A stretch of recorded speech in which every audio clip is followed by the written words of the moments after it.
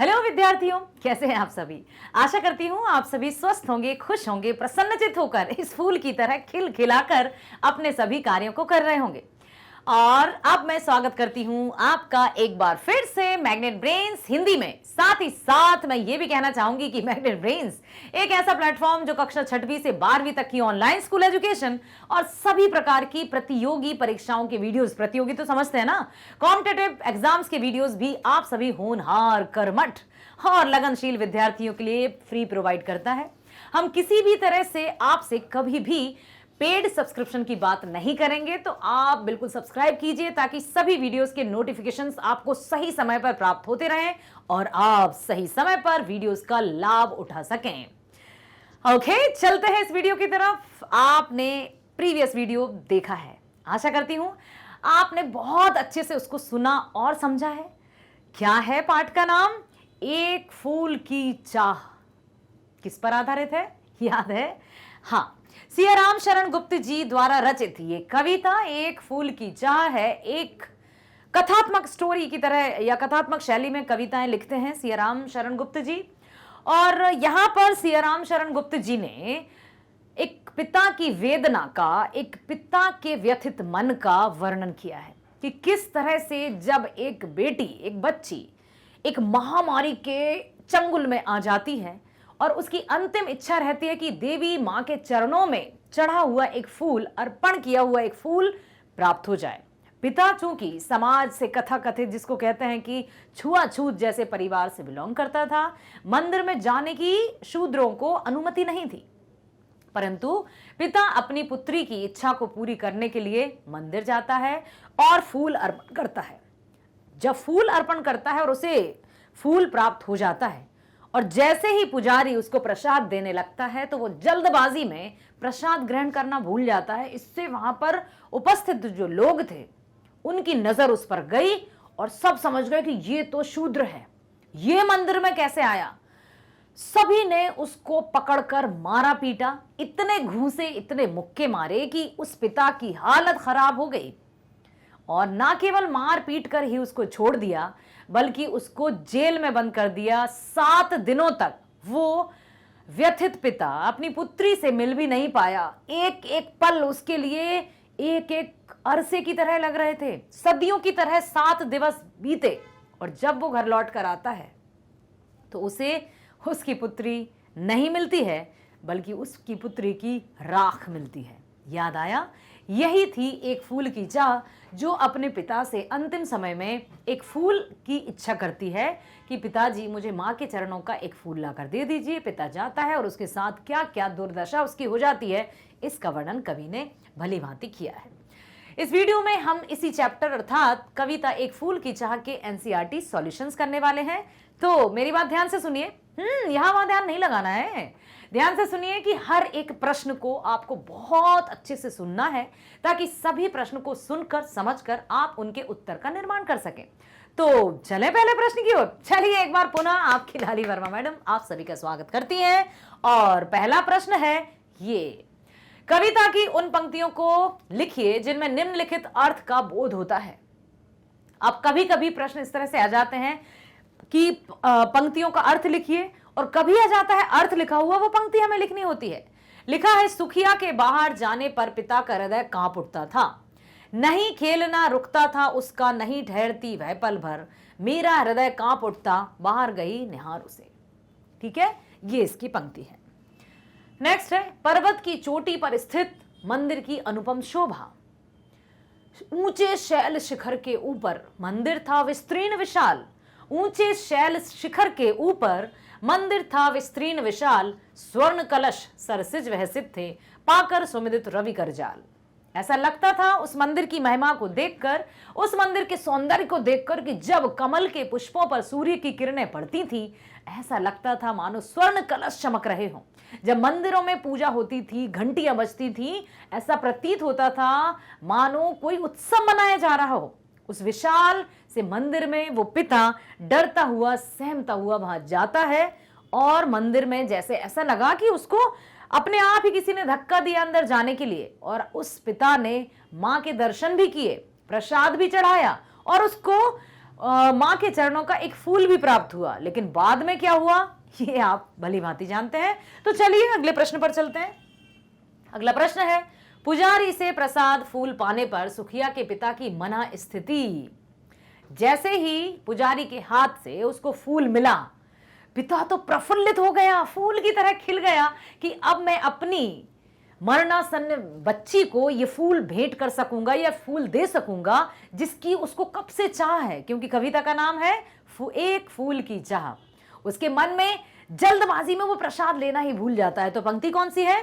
भूल गया उसका लेना झट परम लाभ सा पाकर में, भूल गया उसका लेना झट परम लाभ सा पाकर में, सोचा बेटी को मां के ये पुण्य पुष्प दे जाकर में। इस जल्दबाजी में वो प्रसाद लेना भूल जाता है और लोग, जो भीड़ रहती है वहां पर, उसको पहचान लेते हैं कि अरे ये तो शूद्र है, इसने मंदिर में आकर जघन्य अपराध किया है, अनर्थ कर दिया, सदियों की बनी परंपरा को इसने नष्ट कर दिया, इसको मारो कहीं ये भाग ना जाए। ये हुआ उसके साथ। चलते हैं अगले प्रश्न की ओर। पिता की वेदना और उसका पश्चाताप। कौन सी पंक्तियां हैं? बुझी पड़ी थी चिता वहां पर, छाती धधक उठी मेरी, बुझी पड़ी थी चिता वहां पर, छाती धधक उठी मेरी, हाय फूल सी कोमल बच्ची हुई राख की थी ढेरी, हाय फूल सी कोमल बच्ची हुई राख की थी ढेरी, अंतिम बार गोद में बेटी तुझको ले न सका मैं, हाँ अंतिम बार तुझको मैं बेटी गोद में ले ना सका मैं, हाँ एक फूल माँ का प्रसाद भी तुझको दे ना सका मैं, हाँ। बड़ा ही वेदनापूर्ण यहाँ पर शब्दों को पिरोया है कवि सिया राम शरण गुप्त जी ने, और अपने शब्दों के माध्यम से इस कविता को जीवंत बना दिया है। ऐसा लगता ही नहीं है कि हम पढ़ रहे हैं, ऐसा लगता है कि हम भी प्रत्यक्ष रूप से उसी जगह, उसी स्थिति में शामिल हो गए हैं, मानो कि हम भी उसी दृश्य का एक भाग हों, ऐसा प्रतीत हो रहा है। क्योंकि ये कविता की जो पंक्तियां हैं वो पंक्तियों में जीवंतता है। ऐसा लग रहा है मानो हम सब उस दृश्य को देख पा रहे हों, ना केवल श्रव्य या रीड ही कर पा रहे हैं, बल्कि हम उसका एक हिस्सा भी हों, है ना। चलिए आगे चलते हैं। बीमार बच्ची ने क्या इच्छा प्रकट की? बीमार बच्ची सुखिया ने अपने पिता के सामने यह इच्छा प्रकट की कि वह देवी माँ के मंदिर के प्रसाद का एक फूल चाहती है। उसने कहा, पिताजी मुझे बस मेरी एक इच्छा पूरी कर दो, देवी माँ के जो विशाल मंदिर है ना, उस मंदिर से देवी माँ के चरणों से एक फूल लाकर मुझे दे दो। और अपनी बेटी की अंतिम इच्छा पूरी करने के लिए पिता जाता है, और वहां पहुंचकर क्या होता है ये आपको पता चल चुका है ना। चलिए तो चलते हैं अगले प्रश्न की ओर। सुखिया के पिता पर कौन सा आरोप लगाकर उसे दंडित किया गया? देखिए तो आरोप क्या लगा था, एक शूद्र व्यक्ति मंदिर में कैसे प्रवेश कर सकता है, उसने बनी हुई जो सदियों की परंपराएं हैं, महाकाली के मंदिर को अपवित्र कर दिया। सुखिया का पिता ये सोच सोच कर बड़ा हैरान कि मेरी छुआछूत या मेरा शूद्रपना क्या मां की महिमा से अधिक बड़ा है? मां के होते हुए मंदिर में मां है, विराजित हैं, तो वो पवित्र है ना, और मैं जैसे ही मंदिर में आया तो मेरे आने से मां के होते हुए मंदिर अपवित्र हो गया। तो हे मां, तेरी महिमा कहां है? क्या मेरा जो छुआछूत या शूद्रता है वो आपकी महिमा से बड़ी हो गई है? तरह तरह के उसके मन में प्रश्न उभरते हैं। और यहां लिखा भी है कि सुखिया का पिता उस वर्ग से संबंधित था जिसे समाज में अछूत समझा जाता था, है ना। बहुत जोरों शोरों से छुआछूत की जो कुप्रथा थी, लोगों को गुजरने भी नहीं दिया जाता था। छुआछूत या अछूत व्यक्ति पंडित या ब्राह्मण या क्षत्रियों के सामने पैर में जूते चप्पल पहन तक नहीं पाते थे। उनके समक्ष अपने जूतों और चप्पलों को सिर पर लेकर जाते थे। इतिहास में आपने पढ़ा होगा, है ना। समाज के कुलीन तथा कथित भक्तों ने इस वर्ग के लोगों का मंदिर में प्रवेश वर्जित कर रखा था। नियम भी खुद ही बनाते हैं, मनुष्य ही मनुष्य का शत्रु हो गया। ये कैसी विडंबना है परमात्मा तेरी, जहां मनुष्य ही मनुष्य का शत्रु हो गया। एक मनुष्य है वहां पर राजसी वेश में, मतलब अपने सारे सुखों को भोग रहा है। दूसरा भी मनुष्य है, परंतु उसका मंदिर में जाना वर्जित है, अछूत करार दिया गया उसको। किस आधार पर? ये किसी को नहीं पता, लेकिन अपने आप को सर्व सुखी, सर्व संपन्न या सबसे ऊंचा, सर्वोपरि बताना ही व्यक्ति ने ठान लिया। और जहां व्यक्ति के मन में ये आ गई भावना कि मैं ही सबसे बड़ा हूं, मैं ही सर्वशक्तिमान हूं, तो वहां समझिए वो अहंकार में चूर चूर हो चुका है और उसके समक्ष कोई भी आएगा वो उसको तुच्छ ही समझेगा। पता है एक बड़ा व्यक्ति कौन होता है? एक बड़ा व्यक्ति तो वह होता है जो अपने सामने बैठे व्यक्ति को कभी छोटा महसूस ना होने दे। अब यहां पर सुखिया का पिता अपनी बेटी की इच्छा पूरी करने के लिए मंदिर में प्रवेश कर गया। मंदिर की पवित्रता नष्ट करने और देवी का अपमान करने के आरोप लगाकर उसे 7 दिन की सजा सुनाई गई। उसे दंड दिया गया कि मंदिर में प्रवेश कैसे किया, और 7 दिनों तक सुखिया के पिता को जेल में बंद कर दिया। अगला प्रश्न है, जेल से छूटने के बाद सुखिया के पिता ने अपनी बच्ची को किस रूप में पाया? किस रूप में पाया? क्या सुखिया के पिता अपनी पुत्री से जेल से आने के बाद मिल पाए? क्या वो अपनी बेटी को अंतिम बार गोद में बिठा पाए? नहीं, क्योंकि जब वे वापस लौट कर आते हैं, सुखिया नहीं, उसकी शमशान घाट में उसकी राख मिलती है। जेल से छूटने के बाद सुखिया के पिता ने अपनी बच्ची को राख की ढेरी के रूप में पाया। उसकी मृत्यु हो चुकी थी, अतः उसके संबंधियों ने उसका दाह संस्कार कर दिया था। पश्चाताप में, दुख में, वेदना में, व्यथित मन से बस निराशाजनक स्थिति में वो बैठ जाता है कि ये कैसी विडंबना है, एक पिता अपनी पुत्री का अंतिम संस्कार भी नहीं कर पाया सिर्फ अछूत होने के कारण। ये क्या है परमात्मा, ये कैसी लीला है तेरी। अगला प्रश्न है, इस कविता का केंद्रीय भाव अपने शब्दों में लिखिए। एक फूल की चाह जो कविता है उसमें कवि सियाराम शरण गुप्त जी ने क्या कहने का प्रयास किया है? मुख्य केंद्र क्या है इसका? किस पर आधारित है ये कविता? बिल्कुल छुआछूत पर आधारित, एक ऐसी कुप्रथा पर आधारित जिसे समाज में, जैसे आपको यह पता था ना, ब्राह्मण, क्षत्रिय, वैश्य और शूद्र 4 वर्गों में विभाजित था समाज, डिवाइड था समाज। ब्राह्मणों का काम था वेद पुराणों की शिक्षा प्राप्त करना, शिक्षा प्रदान करना। क्षत्रिय वहीं पर युद्ध और रक्षा की जिम्मेदारी लेकर बैठे थे। वैश्य का काम था व्यवसाय करना, बिजनेस जिसको कहते हैं, और शूद्र का काम था सबकी सेवा करना। शूद्रों को कहीं भी मंदिर में जाना वर्जित था। कोई भी शूद्र किसी भी मंदिर में प्रवेश नहीं कर सकता था। और दूसरी जो वर्ग के लोग थे, उच्च वर्ग के लोग कहेंगे हम, शूद्र से जो भी ऊपर थे, उनके समक्ष सिर उठाकर बात भी नहीं कर सकते थे। यही तो इसका केंद्रीय भाव है कि किस तरह से मनुष्य ही मनुष्य का इतना बड़ा शत्रु बन गया कि उसके भावनाओं को चूर चूर कर लिया उसने। एक फूल की चाह कविता में समाज में फैले वर्ग भेद, ऊंच नीच और छुआछूत की समस्या को केंद्र में रखा गया है। सेंटर एकदम, है ना।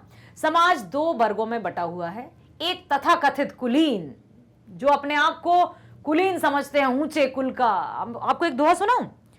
कबीरदास जी का दोहा है, ऊंचे कुल का जन्मिया जे करनी ऊंच न होई, सुब्रन कलश सुरा भरा साधु निंदा सोई। किसी भी व्यक्ति का जन्म ऊंचे कुल में होने से ही वो व्यक्ति महान नहीं बन जाता।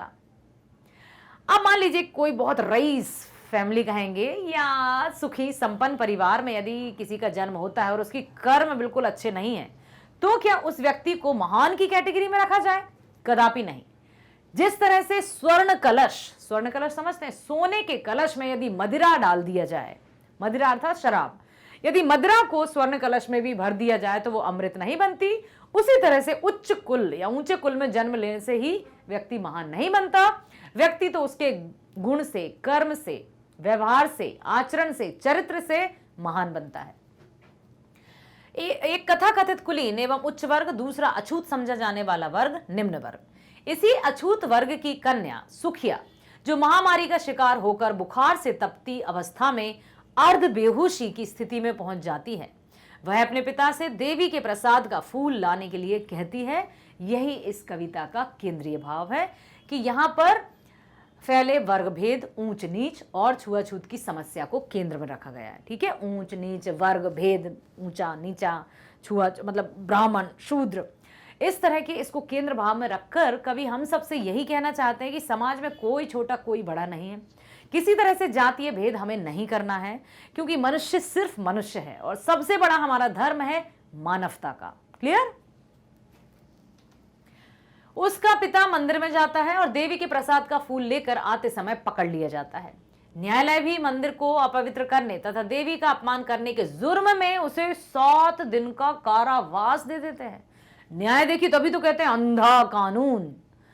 जो नियम किसने बनाए? जो कुलीन वर्ग है, जो उच्च वर्ग है, उन्हीं की सरकार, उन्हीं का नियम, उन्हीं के सब कुछ।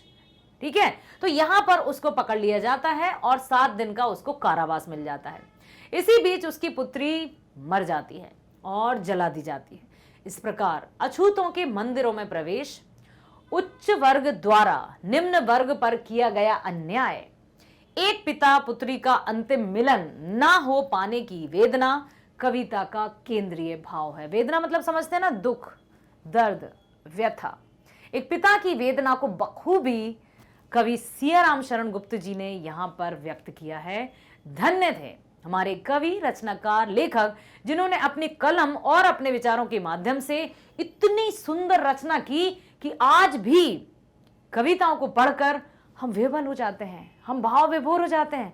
तभी तो कहते हैं कि कविताएं कभी पुरानी नहीं होती, युगों युगों से चली आ रही हैं, युगों युगों तक चलती रहेंगी और अपनी सत्ता, अपना वर्चस्व, अपना मूल्य, अपना महत्व उसी प्रकार से रखेंगी जैसे उनका पहला था। ठीक है, अब है इस कविता में कुछ भाषिक प्रतीकों या बिंबों को छांट कर लिखिए, जैसे अंधकार की छाया। उत्तर है कितना बड़ा तिमिर आया, हाय फूल सी कोमल बच्ची, हुई राख की ढेरी, स्वर्ण घनों में कब रवि डूबा, झुलसी सी जाती थी आंखें। इस प्रकार से ये है। निम्नलिखित पंक्तियों का आशय स्पष्ट करते हुए उनका अर्थ सौंदर्य बताइए। अब आया है प्रश्न, आशय स्पष्ट कीजिए और अर्थ सौंदर्य भी बताना है। तो जो कविता की पंक्तियां हैं उनका हमें पहले अर्थ बताना है, फिर उसकी सुंदरता भी बतानी कि किस कारण से इसमें अर्थ सौंदर्य आया। अविश्रांत बरसा करके भी आंखें तनिक नहीं रीती। बताइए कब का वर्णन है? जब सुखिया का पिता जेल में था और 7 दिन उसको ऐसे लग रहा था जैसे सदियों बीत गई हों, सदियों बीत गई हों, उसकी बीत गई हो, है ना। और वो अपनी पुत्री की याद में बिलख बिलख कर रोए जा रहा था और उसकी आंखों से आंसू खत्म ही नहीं हो रहे थे। रीति मीन्स खाली। ठीक है, अविश्रांत बरसा करके भी, कंटिन्यू रोते रहने के बाद भी उसकी आंखें खाली नहीं हुई थी, क्योंकि उसकी वेदना इतनी अधिक थी कि उसको व्यक्त वो कैसे करें। सुखिया के पिता को मंदिर की पवित्रता नष्ट करने और देवी को अपमानित करने के जुर्म में 7 दिन का कारावास मिला। इससे उसे बहुत दुख हुआ। अपनी मरणासन्न पुत्री सुखिया को याद कर वह अपना दुख आंसुओं के माध्यम से प्रकट कर रहा है। 7 दिनों तक रोते रहने से उसकी व्यथा कम नहीं हुई। रोता रहा, फिर भी उसकी व्यथा या पीड़ा कम नहीं हुई। अर्थ सौंदर्य है, बादलों के 1-2 दिन बरसने से ही उनका जल समाप्त हो जाता है और वे अपना अस्तित्व खो बैठते हैं, है ना।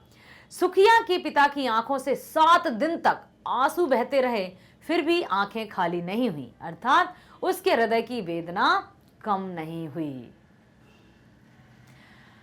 अगला है, बुझी पड़ी थी चिता वहां पर, छाती धधक उठी मेरी। जब सुखिया का पिता जेल से छूटा तो वह शमशान में गया। उसने देखा कि वहां उसकी बेटी की जगह राख की ढेरी पड़ी थी। उसकी बेटी की चिता ठंडी हो चुकी थी। पिता, असहाय पिता, वेदना युक्त पिता, बस यही सोच सोचकर बिलख बिलख कर रोए जा रहा था कि मैं अपनी बेटी को अंतिम समय में एक बार अपने हृदय से भी नहीं लगा सका। अर्थ सौंदर्य है, इसमें करुणा साकार हो उठी है। चिता का बुझना और उसे देखकर पिता की छाती को धधकना 2 मार्मिक दृश्य हैं। मार्मिक मीन्स मन को छू लेने वाले। ये पाठक को द्रवित करने की क्षमता रखते हैं। चाक्षुष बिंब, ये पाठक को द्रवित, समझ रहे हैं आप? पाठक मीन्स पढ़ने वाले, कि ये पाठक को द्रवित करने की क्षमता रखते हैं और हम द्रवित हुए, हमारी आंखें नम हुई। वास्तव में शायद ऐसा मुझे कभी नहीं हुआ जो इस कविता को पढ़ते समय मेरी स्वयं आंखें नम हो गई थी और मैं पूरी तरह से इमोशनल हो चुकी थी। How can I control my self, ये शायद आपने भी ऑब्जर्व किया होगा। तो इसमें बिल्कुल जीवंत कविता हो उठी है। कवि सियाराम शरण गुप्त जी ने भावना प्रधान इस कविता को यूं कहिए कि जीवंत कर दिया है। हाय वही चुपचाप पड़ी थी अटल शांति सी धारण कर। सुखिया का पिता अपनी मरणासन पुत्री को देखकर सोच रहा था कि सुखिया जो दिन भर खेलती कूदती और यहाँ वहां भटकती थी, बीमारी के कारण शिथिल और लंबी शांति धारण करके लेटी हुई है। बच्चा जो हमेशा उछल कूद मचाता रहता है और हम कहते हैं अरे चुपचाप नहीं बैठ सकते, एक जगह नहीं बैठ सकते, और यहाँ जब वो एक जगह बैठ जाती है, शांत हो जाती है, तो उसी का यहाँ पर वर्णन किया है। पापी ने मंदिर में घुसकर किया अनर्थ बड़ा भारी। जब सुखिया का पिता मंदिर जाता है, लोगों ने देखा कि एक अछूत मंदिर में आया, तरह तरह के उस पर लांछन लगाए गए। इसमें ढोंगी भक्तों ने सुखिया के पिता पर मंदिर की पवित्रता नष्ट करने का भीषण आरोप लगाया। ढोंगी भक्त जो सिर्फ बाह आडंबर पर ही आश्रित रहते हैं। सियाराम शरण गुप्त जी कहते हैं कि सुखिया का पिता पापी है, ये अछूत है, इसने मंदिर में घुसकर भीषण पाप किया है, इसके अंदर आने से मंदिर की पवित्रता नष्ट हो गई है। ये जो ढोंगी भक्त हैं उनका यही सोचना है। अर्थ सौंदर्य क्या है? तिरस्कार और धिक्कार की भावना प्रकट करने के लिए यह पद्यांश सुंदर बन पड़ा है। पापी और बड़ा भारी अनर्थ शब्द तिरस्कार प्रकट करने में पूर्णतः समर्थ है। शब्दों का चयन, शब्दों को पिरोकर कविता में लाना और उसी ऊंचाई के साथ भावना प्रधान रखना, धन्य है कवि सियाराम शरण गुप्त जी। आशा करती हूं आपने हर एक प्रश्न को ध्यान से सुना है, समझा है और बहुत अच्छे से ग्रहण भी किया है। इसी तरह हर एक पाठ के प्रश्न मैं आपके समक्ष लेकर आती रहूंगी और मैग्नेट ब्रेन्स आपके लिए हमेशा कक्षा 6वीं से 12वीं तक की online school education free provide करते रहेंगे। साथ ही साथ सभी प्रकार की प्रतियोगी परीक्षाओं के वीडियो जैसे IIT, JEE, नीट, UPSC, है ना, सभी प्रकार के JIB, बैंक, इंश्योरेंस, सभी प्रकार की प्रतियोगी परीक्षाओं के वीडियोस भी आप मैग्नेट ब्रेन्स पर फ्री देख सकते हैं और हिंदी मीडियम और इंग्लिश मीडियम में भी देख सकते हैं। जैसे मैग्नेट ब्रेन्स हिंदी की मैं बात करूं और हिंदी के वीडियो की बात करूं तो click on class 9 Hindi Lali Verma click किया और प्लेलिस्ट पर जाइएगा, जहां वहां पर सब कुछ वेल ऑर्गेनाइज्ड है ताकि आपको किसी तरह की असुविधा ना हो। जैसे आपको कौन सा वीडियो देखना है, पाठ्यक्रम का देखना है, NCERT समाधान का देखना है, संपूर्ण सार का देखना है, बहुविकल्पीय प्रश्न या मल्टीपल चॉइस क्वेश्चंस का देखना है, कंप्लीट चैप्टर रिवीजन या वन शॉट देखना है, just click on that. Video आपके सामने आएगा। वीडियो आपके सामने आएगा तो बहुत अच्छे से देखिएगा। मैं आपसे प्रॉमिस करती हूं कि वीडियो जब आप ध्यान से देखेंगे तो समझ में 100% आएगा। पसंद भी जरूर आएगा तो लाइक कीजिएगा, सब्सक्राइब कीजिएगा ताकि सभी वीडियोस के नोटिफिकेशंस आपको प्राप्त होते रहें और आप उनका लाभ उठाते रहें। शेयर करना मत भूलिएगा, अधिक से अधिक शेयर कीजिए ताकि हमारा और आपका संबंध और प्रगाढ़ होता रहे और मजबूत होता रहे। मिलते हैं नेक्स्ट वीडियो में इसी चैप्टर के बहुविकल्पीय अर्थात मल्टीपल चॉइस क्वेश्चंस के साथ। Bye bye, thank you so much.